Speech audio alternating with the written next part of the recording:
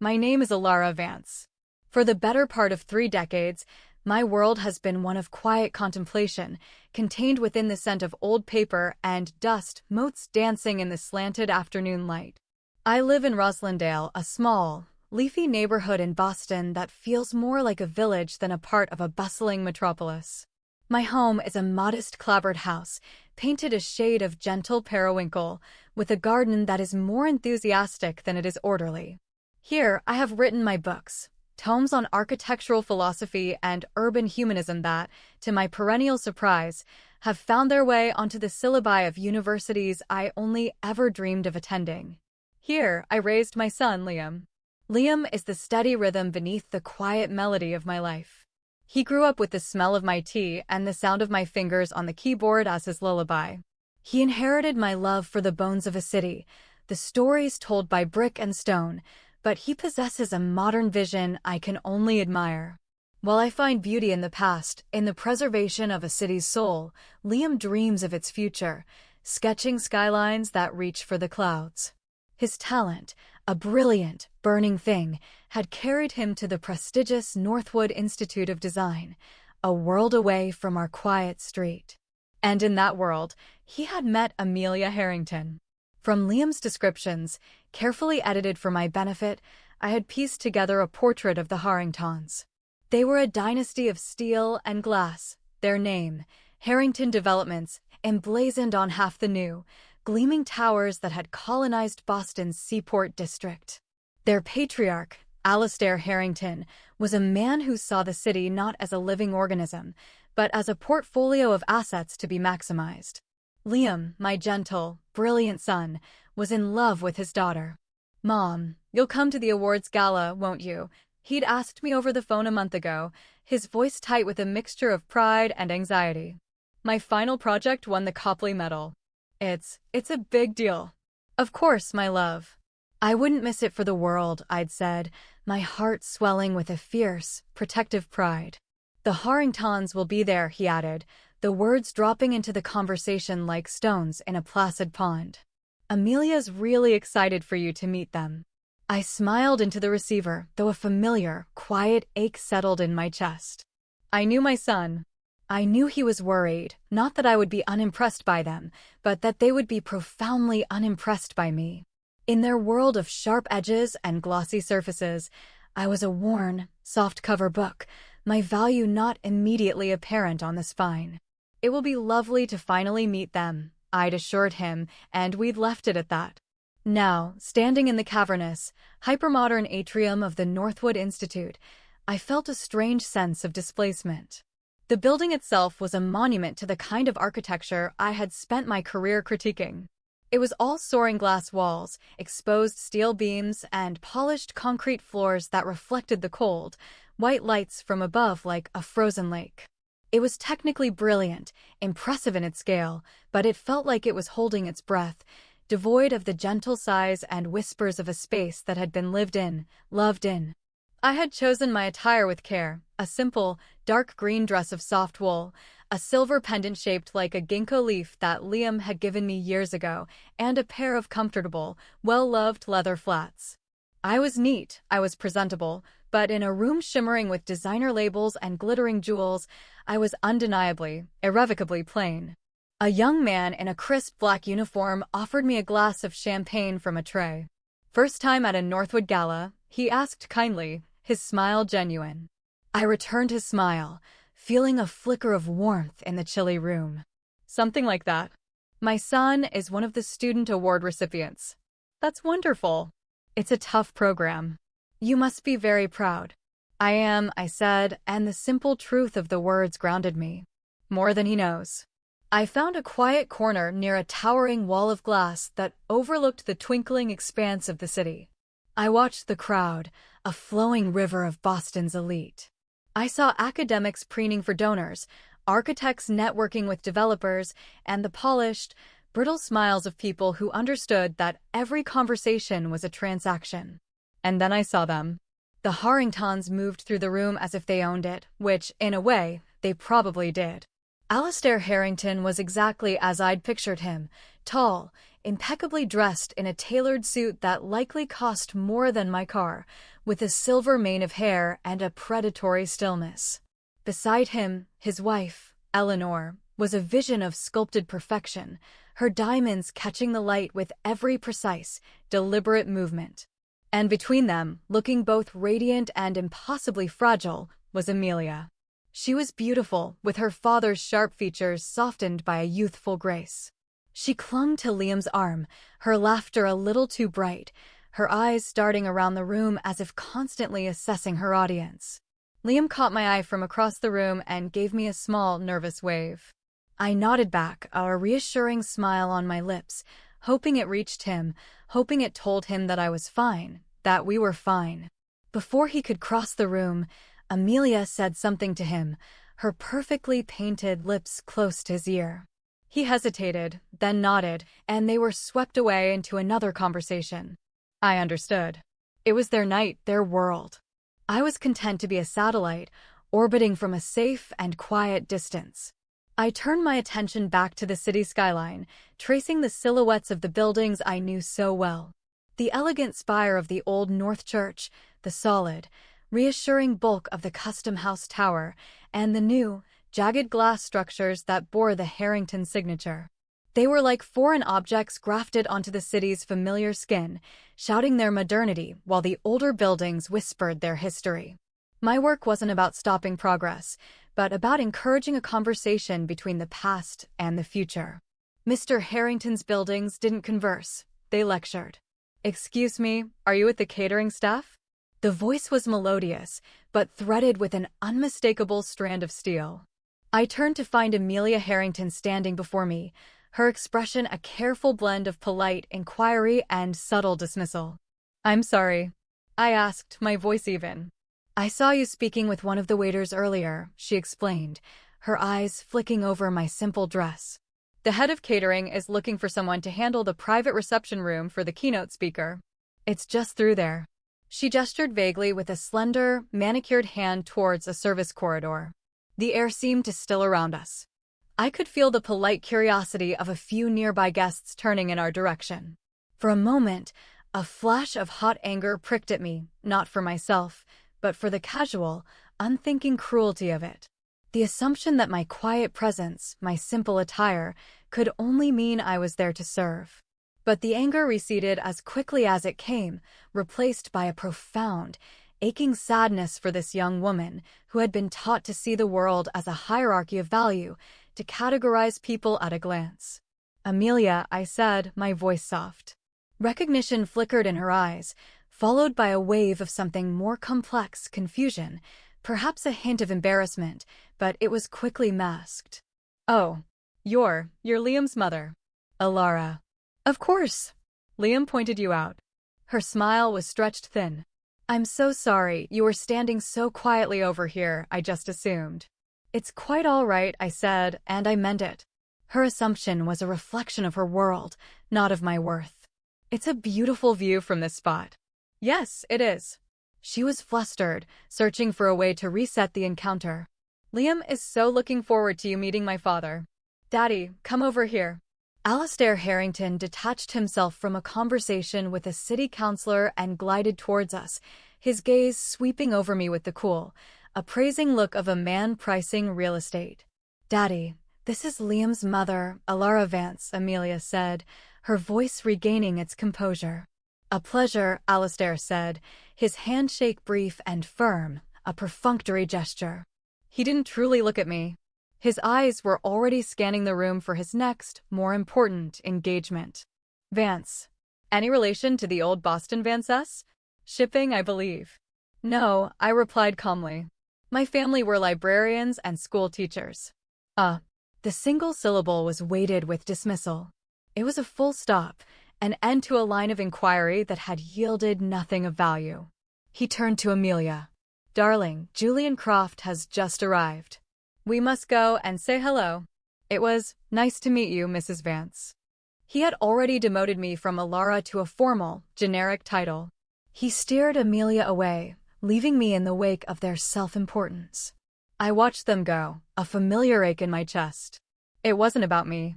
It was about Liam, who was trying to bridge this impossible chasm between two worlds, and I feared he would be torn apart in the process. Just then, Liam appeared at my side, his face a thundercloud of frustration and apology. "Mom, I am so sorry. I saw what happened.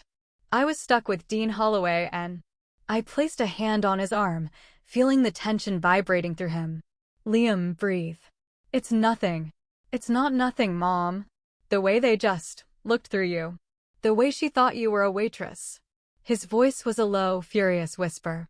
"I told her about you. I told her you were a writer.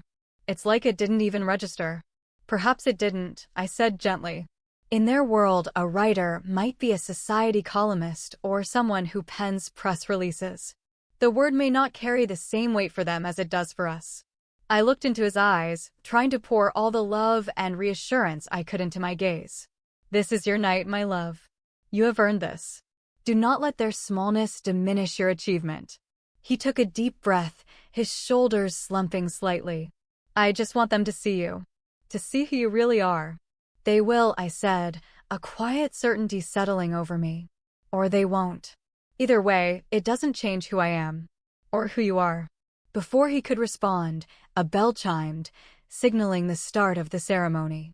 We were encouraged to find our seats in the auditorium. Liam, as a recipient, was ushered to the front row.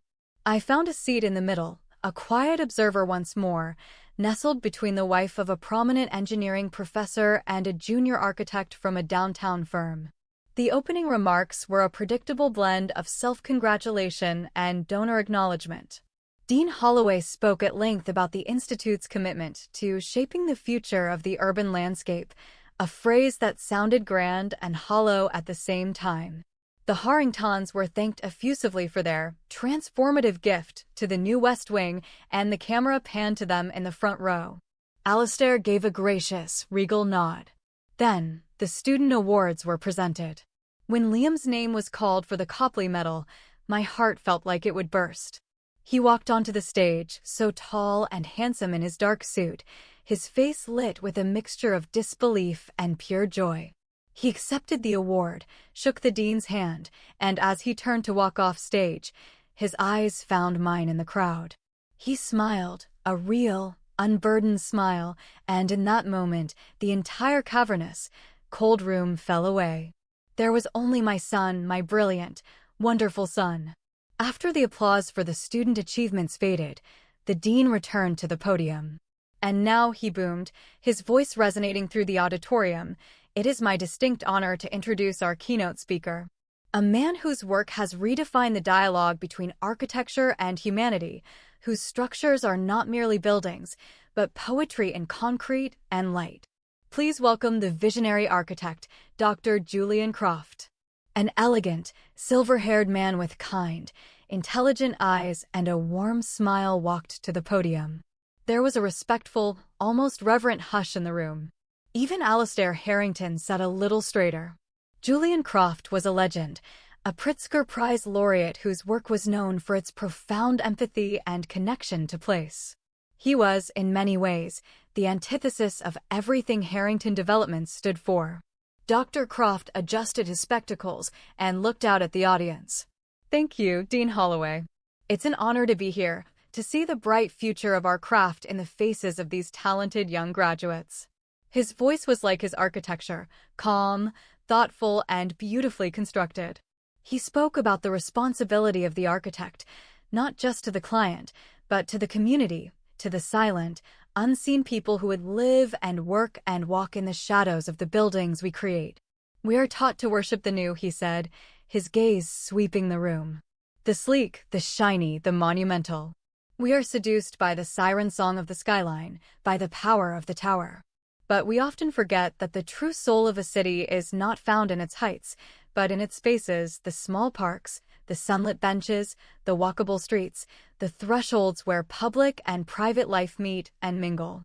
I found myself nodding, a quiet affirmation in the dark. It felt as if he were speaking the words directly from my own heart. In the front row, I could see Alistair Harrington shifting uncomfortably in his seat. For decades, Dr. Croft continued, his voice growing warmer, my own philosophy has been profoundly shaped by the work of one particular writer. A thinker whose words have served as my conscience, my compass.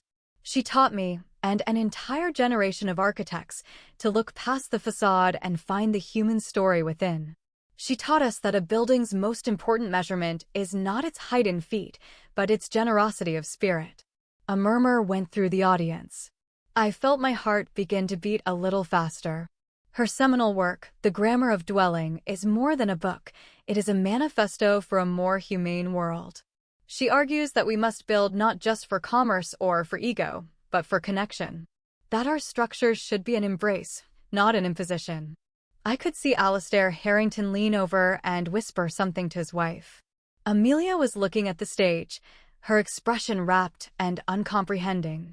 Liam was staring straight ahead, but I could see the tension in his shoulders. Dr. Croft smiled. Many of you have read her books. Many of you have assigned them in your classes. But it is a rare and special privilege to be able to thank one's heroes in person. And so, I was overjoyed when I learned that she would be with us this evening. I am speaking, of course, of the brilliant Dr. Alara Vance. Time seemed to slow down.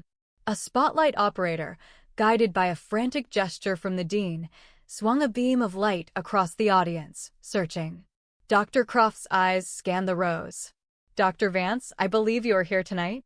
Your son, Liam, is the very deserving recipient of the Copley Medal. The spotlight found me. It was warm and intensely bright, isolating me in a sea of darkness. Hundreds of faces turned in my direction. There was a collective intake of breath, a ripple of whispers. That's Alara Vance? Liam's mother is the Alara Vance? I could see the front row with perfect clarity. Eleanor Harrington's hand was frozen halfway to her mouth, her eyes wide with disbelief. Amelia's face was a mask of pale, dawning horror, the color draining from her cheeks as the memory of our earlier encounter surely replayed in her mind. But it was Alastair Harrington's face that I would remember most. It was a study in shock, a rapid calculation of a suddenly, disastrously altered reality. His eyes, which had looked through me with such casual dismissal less than an hour ago, were now fixed on me with a desperate, laser-like intensity. This was not the meek, inconsequential schoolteacher's daughter.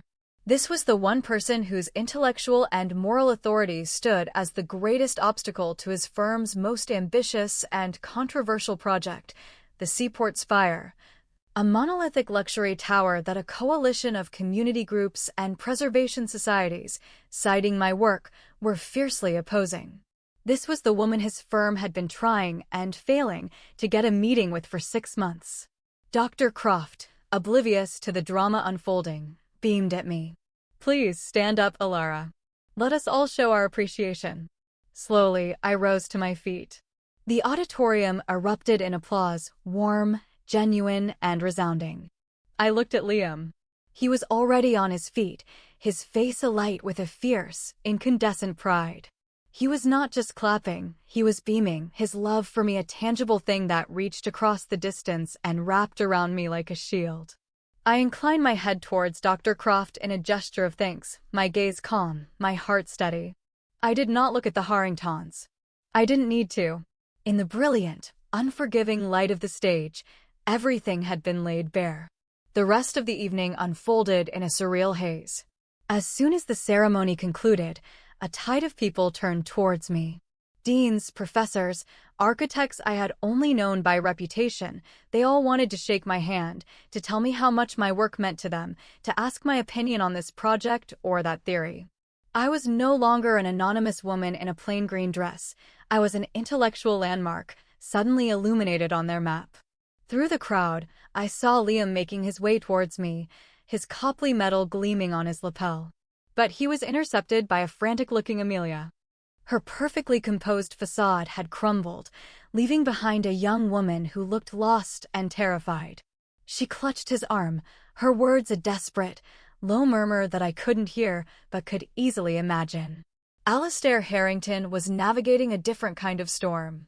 I watched as a senior partner from his own development firm, a man named George, approached him, his face a mixture of awe and accusation.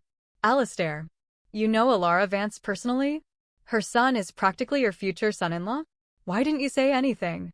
We've been trying to get her to even look at the Seaport Spire plans for months. Her endorsement would silence half the critics overnight.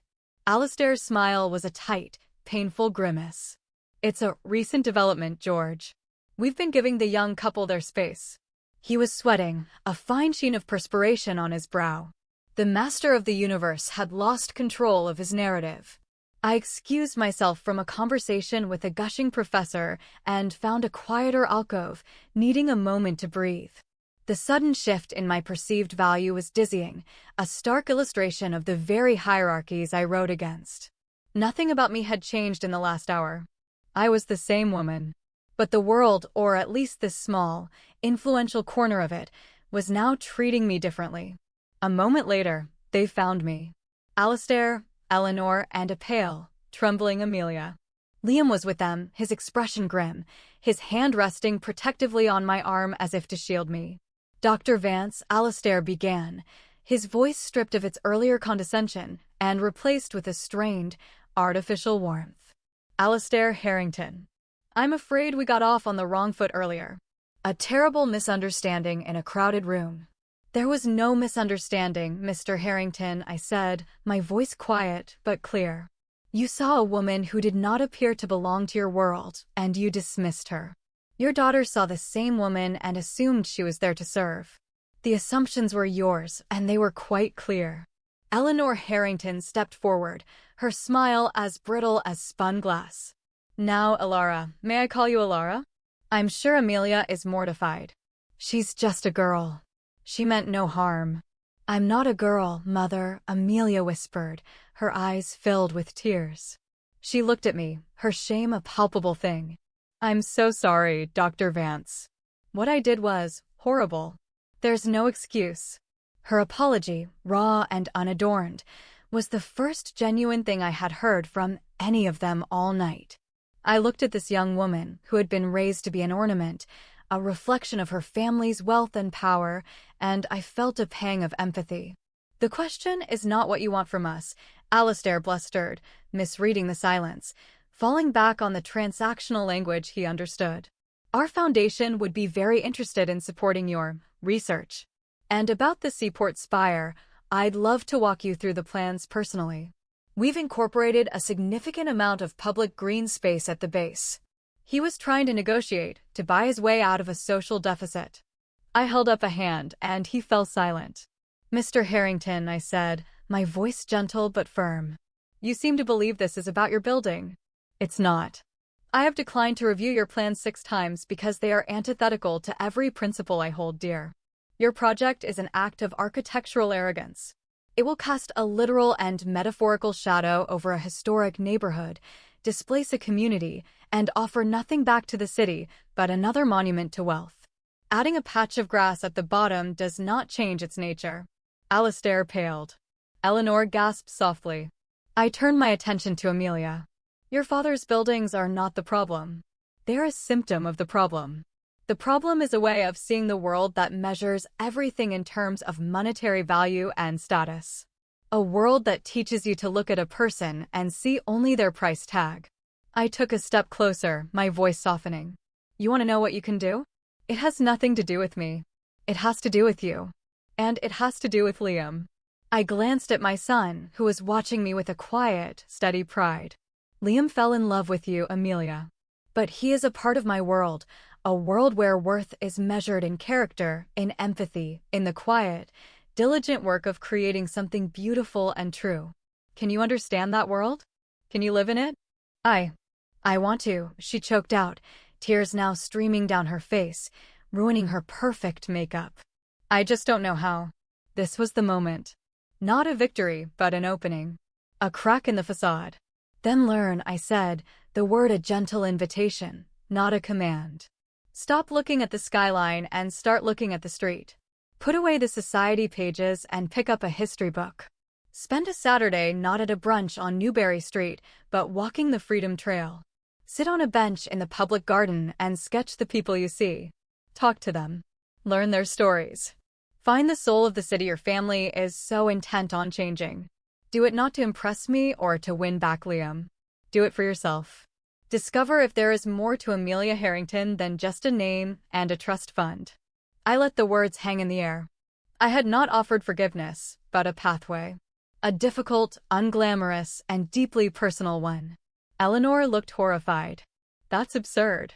Amelia has responsibilities, charity boards. No, Mother, Amelia said, wiping her eyes with the back of her hand. She looked at me, then at Liam, and for the first time, I saw a flicker of steel in her that was all her own. She's right. I'll do it. Alastair Harrington stood there, speechless, a man who could move markets and bend city councils to his will, utterly powerless in the face of a quiet woman who had asked his daughter to simply go for a walk. I took Liam's arm. I think we should go, my love. It's been a long evening. As we walked away, leaving the Harringtons standing in a state of shock in the marble and glass alcove, Liam squeezed my hand. You're amazing, Mom, he whispered, his voice thick with emotion. You are the amazing one, I whispered back, adjusting the collar of his jacket. You stood your ground, and you stood by me. That takes a strength all its own. We didn't look back. As we stepped out of the cold, glittering building and into the soft, quiet air of the Boston night, I felt a sense of peace settle over me. The outcome of this evening was uncertain. Perhaps Amelia would take my words to heart. Perhaps the Harringtons would simply find a more pliable architect to endorse their project. It didn't matter. I had held my ground, not with anger or arrogance, but with the simple, unshakable truth of my own values. I had shown my son that quiet integrity could be its own form of power, a foundation far stronger than any tower of steel and glass. And I had planted a seed, a small, fragile idea, in the most unexpected of gardens. Whether it would grow or not was no longer up to me. The months that followed the gala settled back into their familiar, gentle rhythm. Autumn bled into a crisp, cold winter, and the city wrapped itself in a blanket of gray skies and early dusks. I returned to my books, my teaching, and the quiet comfort of my periwinkle house. Liam and I spoke often, but he was cautious when discussing Amelia, giving her the space I had suggested she needed. He told me they were talking, that it was complicated, and I did not press for more. Healing is a private, delicate process, and I knew my son was wise enough to let it unfold naturally. One bleak Saturday afternoon in February, my doorbell rang. I was not expecting anyone. Wiping flour from my hands onto my apron, I opened the door to find Amelia Harrington standing on my porch. The transformation was startling. Gone was the perfectly coiffed hair, replaced by a simple ponytail. She wore no makeup, and her cheeks were rosy from the cold. She was bundled in a practical, navy blue peacoat that I suspected was not from a designer boutique. In her hands, she clutched a large, worn-looking sketchbook. Dr. Vance, she said, her voice hesitant. I hope I'm not disturbing you. Amelia. Please, come in out of the cold, I said, stepping back to let her in. She entered my small, cluttered living room, her eyes taking in the towering stacks of books, the comfortable, slightly frayed armchairs, and the scent of baking bread that clung to the air. She looked less like a trespasser and more like a curious explorer. I brought you something, she said, holding out the sketchbook. Or, I wanted to show you something. I took it from her and sank into my favorite armchair by the window. I opened it. The first few pages were hesitant, almost clumsy, shaky pencil drawings of the State House dome, a stiff rendering of the swan boats. But as I turned the pages, a change began to occur. The lines became more confident, more observant. There were detailed sketches of the ironwork on a Beacon Hill fence, the weathered face of an old man reading a newspaper in the North End, the chaotic, joyful energy of the Haymarket on a weekend. She hadn't just been looking, she had been seeing. She had captured the city I loved, not its grand monuments, but its quiet, intimate moments. There was a drawing of a child's mitten dropped in the snow in the public garden, a study of the way the winter light fell across the cobblestones of a narrow alley, a portrait of a violinist playing for spare change in AT Station, his eyes closed in concentration. Tucked into the last page was a folded piece of paper. I opened it. It was a letter. Dear Dr. Vance, it began, her handwriting clear and steady. You told me to learn the city. For the first few weeks, I thought it was a punishment. I was embarrassed. My friends thought I was having some sort of breakdown. I walked for hours, feeling like a tourist in my own home. But then, slowly, something shifted. I started leaving my phone in my pocket. I started listening. I learned that the best cannoli in the city is from a tiny bakery in the North End run by two brothers who have been arguing about the recipe for 50 years. I learned that the old woman who feeds the pigeons by the harbor was a nurse in the war and has 1,000 stories to tell. I learned that my father's new luxury condo building has blocked the morning sun from a community garden where a local elementary school grows vegetables for a food pantry. I sat in on a community board meeting in Dorchester about a new development. I didn't say who I was. I just listened to people, teachers, shop owners, parents, talk about their fears of being priced out, of their neighborhood losing its identity. They weren't talking about aesthetics or property values. They were talking about their lives. This sketchbook isn't very good, I know. I'm not an artist like Liam. But it's the only way I knew how to show you that I'm trying. I'm trying to see. My father is furious with me. He says I'm being naive, that I'm embarrassing the family. Last week, I told him I wouldn't support the Seaport Spire project. I told him it was a beautiful building that had no soul. He hasn't spoken to me since. I don't know what happens next. Liam and I are taking things slowly. He is teaching me how to see the beauty in a blueprint, and I am teaching him where to find the best coffee in Jamaica Plain. I think, for the first time, we are building something of our own on a new foundation. Thank you, Alara. You didn't just give me an assignment. You gave me a map to a different world. A better one. Sincerely, Amelia. I closed the sketchbook, my heart full. I looked up at the young woman standing nervously in my living room, her face open and vulnerable. The entitled socialite from the gala was gone. In her place was someone quieter, stronger, and infinitely more beautiful. It's a wonderful sketchbook, Amelia, I said softly. You have a remarkable eye. A genuine, unforced smile lit up her face. Thank you. I was just about to take some bread out of the oven, I said, rising from my chair. Would you like to stay for a cup of tea? Her smile widened. I'd love that. Later that afternoon, after Amelia had left, Liam called. So, he said, a hopeful note in his voice. I hear you had a visitor. She's a remarkable young woman, Liam, I said, looking at the sketchbook that now sat on my mantel. She really is, he said, his voice full of a new kind of pride, one that had nothing to do with her name or her family's wealth. She's changing. We all are, my love, I said, looking out my window at the familiar, beloved houses of my neighborhood. That's the whole point, isn't it? To keep building, to keep learning, to keep finding new ways to let the light in. The world is full of towers that reach for the sky, monuments to power and ego that stand in stark, lonely splendor. But I have always believed that true strength, true beauty, is found in the connections between things, in the bridges we build, not the walls. That evening in my small, quiet house, with the scent of fresh bread still lingering in the air, I felt a profound sense of hope. A bridge was being built, one conversation, one sketchbook, one cup of tea at a time. And that was a foundation strong enough to build a future on.